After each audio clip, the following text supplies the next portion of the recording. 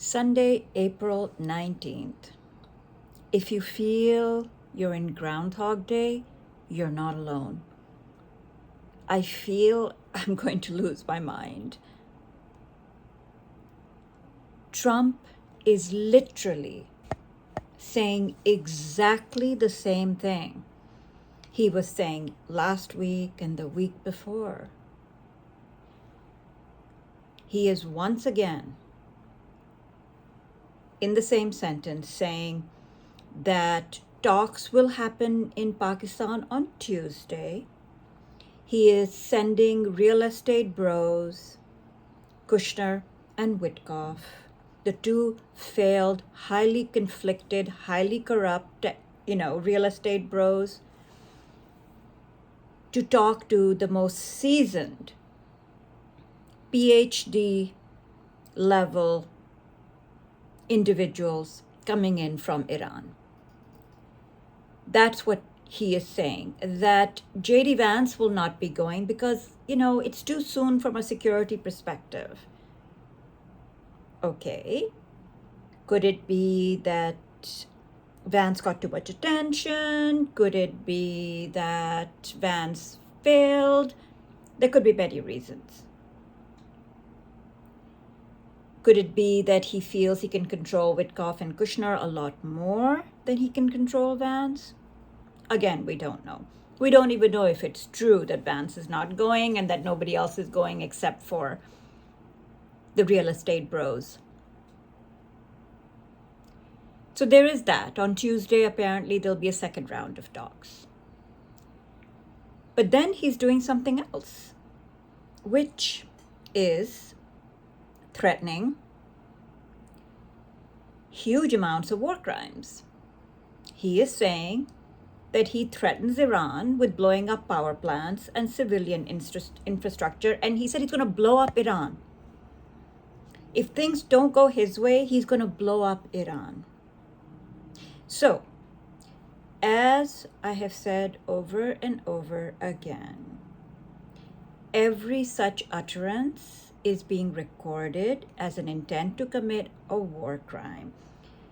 This utterance is a war crime because it instills terror. It instills terror in a civilian population.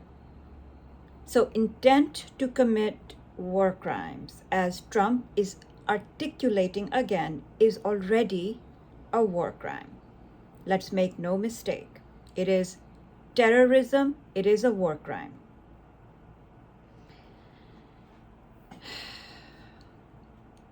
Bosom buddy Netanyahu has delayed his court appearance again for national security reasons, he says. Again, continuing the war is an existential issue for Netanyahu to avoid corruption convictions. He wants to avoid jail. War is a personal issue. But guess what? A majority of Israelis support the war. They are super upset and pissed that there is a ceasefire. So NPR told us this morning that Israelis from the north of Israel are demonstrating in front of the US embassy, saying no, they want war. Majority of Israelis want war. Majority of Israelis want dead Iranians and dead Lebanese and dead Palestinians. Make no mistake, they're demanding it. Meanwhile, what do Americans think? Over 60% of Americans oppose the war.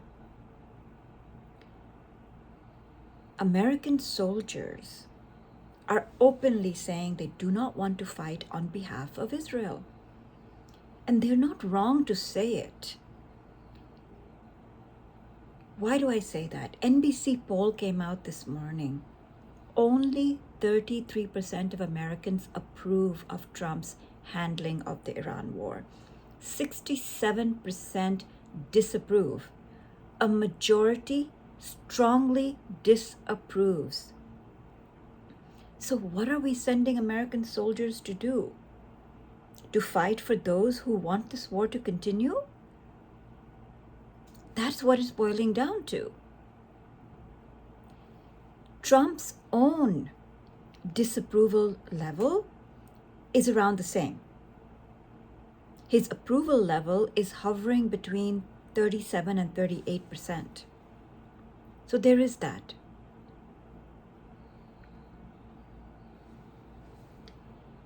Yesterday, I finally read an article in the New Yorker. And it is the New Yorker on week of the 6th of April. And this is the title.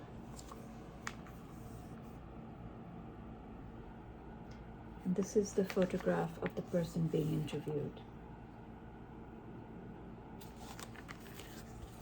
This is the title. So this gentleman was a spy, a former spy, who helped stop Iran from getting the bomb. That is kind of the, anodyne, benign title of this article. It is really worth reading. And what I take from it is that at least since George W. Bush, America has been helping to assassinate Iranian scientists and anyone else who got in their way. George W. Bush greenlit it, Obama greenlit it, Biden greenlit it, and now, at the behest of Netanyahu, Trump has actually gone to war with Iran twice. This is what I got out of this article. Despite all the drama and, spies trying to turn the scientists and make them leave Iran and to defect and all that. Because what the spies said to the scientists was defect or die. Defect or die. And they thought this was his way of forcing them to defect. No, it was defect or die. Because if they failed to defect, America's hired guns, America's assassins, the Israelis, Mossad, would assassinate these scientists. You got that? America outsourced assassinations to Mossad. They are the ones who hunted down and assassinated these scientists, shooting them in the head, blowing them up, killing and injuring their wives, their families. Okay? America has been outsourcing assassinations to the Israelis. And every president has greenlighted it and paid for it.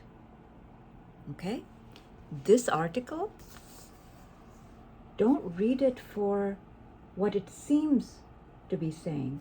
Read it for what it's saying about America and what our political class has been supporting. This is why the Iranians are behaving the way they are. This is why there is such extreme paranoia in Iran. This is why they behave so badly toward Iranian Americans who visit and anyone that they think is a spy working for the Americans or for Israeli assassins. This article explains the psychology completely. So I really encourage everyone to read it in this moment when we are where we are. I'm sorry, folks, this is going to be long, but it is important, I think, what is going on today. So it turns out that Friday's post by Iran's foreign minister, Mr. Araghchi, that the strait was completely open, was actually coordinated with the hardliners, the IRGC. Apparently, it was done to give Mr. Trump an off-ramp, and they were testing him. Guess what? As usual, it was misinterpreted in America, misinterpreted to be a surrender. And Trump, in his usual bullying way, said, "Great, but we are going to continue the blockade." So, Iran took the next step, which was to say, okay, you want to play like that? You can play the same game. That is what has happened. Mr. Ghalibaf, the most important man right now, the Speaker of Parliament, the chief negotiator, did a long videotaped interview. And I really think it's worth reading some of the points that he raised. I think this was done yesterday or day before, and an Al Jazeera journalist very helpfully summarized it for us. His name is Ali Hashim. And Walid Nasser said that these are not indications of war, this is indication of diplomacy, wanting to continue with clear framework and what Iran wants to do and how they see this playing out. So I'm going to read the points that this Al Jazeera journalist has summarized for us. This is what Ghalibaf said. It is clear the enemy was defeated, but this is different from saying that we destroyed their army. When the enemy does not achieve its goals, it means it has been defeated. The enemy intended to bring counter-revolutionaries into the country from our western and eastern borders to create chaos inside, but it did not succeed and was defeated.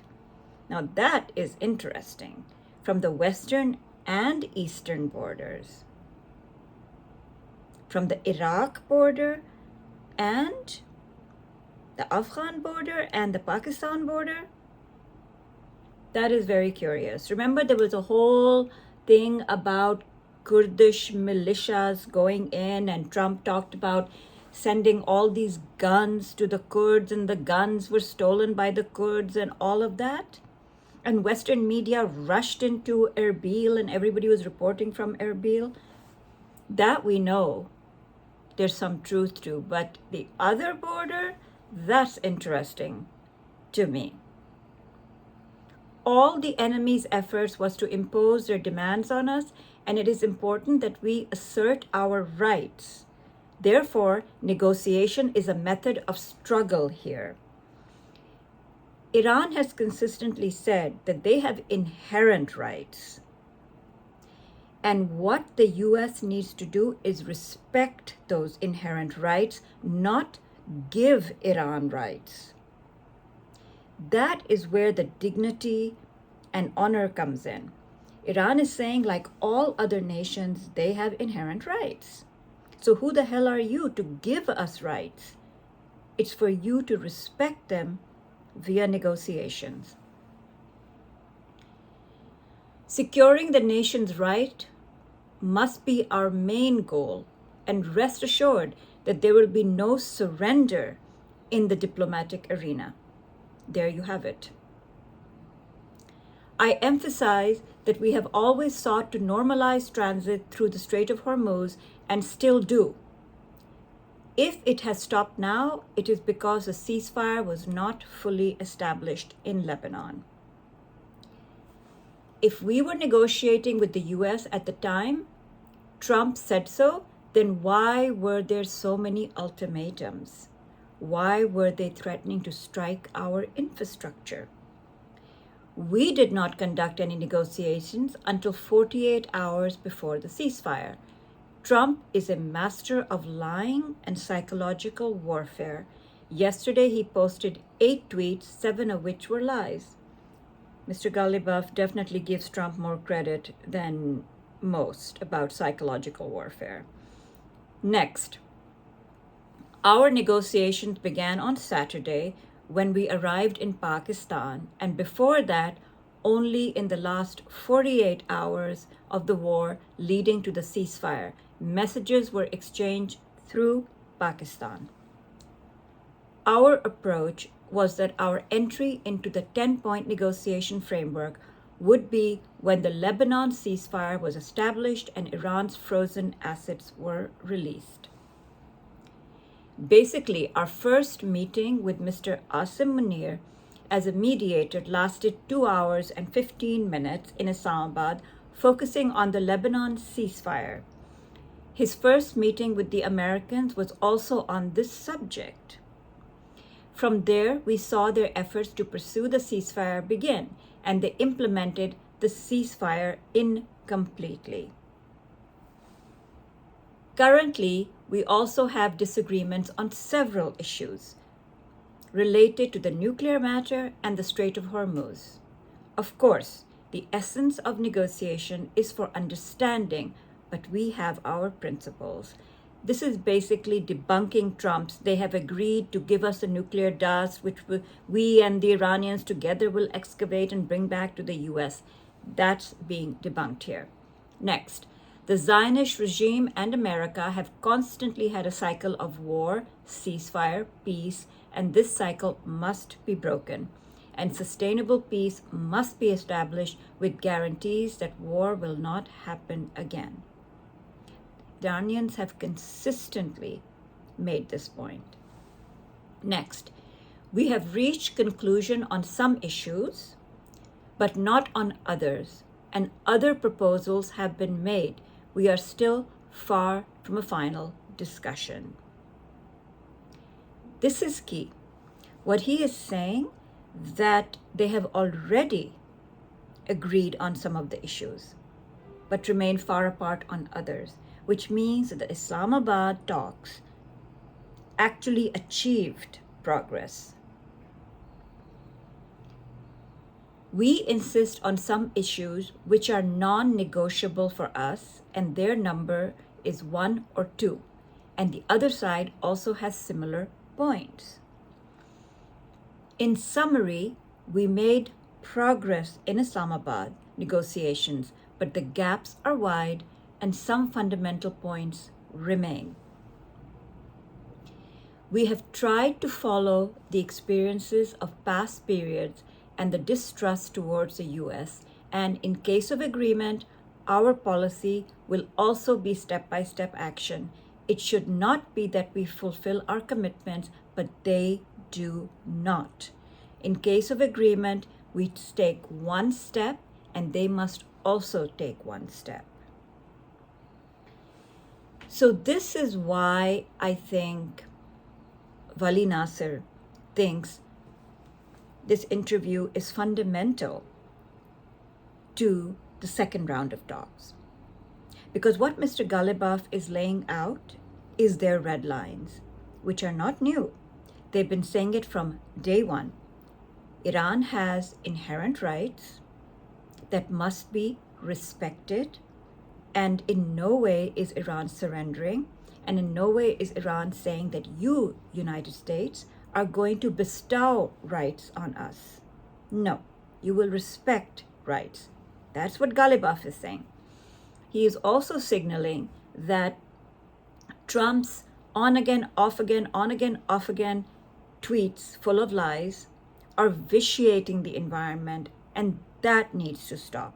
That they want the Strait of Hormuz to be open, but again, not as a surrender.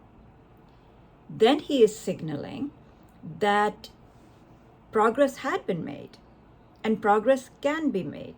There is a huge amount of distrust, which kind of goes back to this New Yorker article as to why there is so much distrust. But if Iran takes a step forward, they expect the United States to take a step forward. So this is what has happened over the last 24 hours. Trump, on one hand, is saying that negotiators are heading to Islamabad, but not Vance. Then he is saying to others that Vance is going. Then he is saying we are making progress on talks. In the same breath, he is saying we are going to commit enormous amounts of war crimes and terror upon the Iranian population. And so on. And on we go. Let us see what the day begins, but a reminder, it is Sunday. At 6 p.m., the futures market will open and start trading. Right now, oil prices are hovering around 89. But depending on Trump's instability, we will see what happens. Oh, and by the way, he is telling the Wall Street Journal that his posts about you effing bastards open the strait and I will destroy your civilization was all a ruse.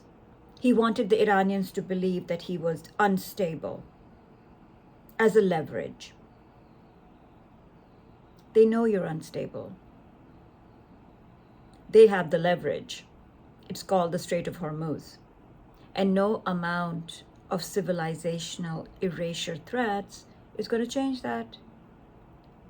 So here we are, Sunday, looking at 6 p.m. when the futures market opens again.